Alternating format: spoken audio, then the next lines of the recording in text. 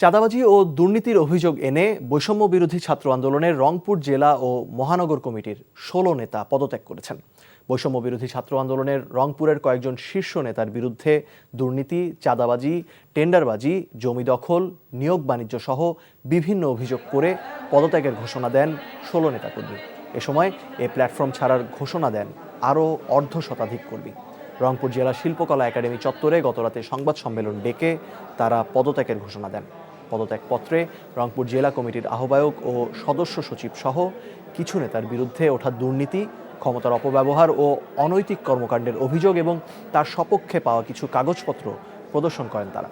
পদত্যাগকারীরা অভিযোগ করে বলেন, আন্দোলনের মূল চেতনা ও আদর্শের সম্পূর্ণ পরিপন্থী হওয়ায় তারা এই সিদ্ধান্ত নেন। এই ঈদে জামা জুতো অ্যাক্সেসরিজের ডিসকাউন্ট।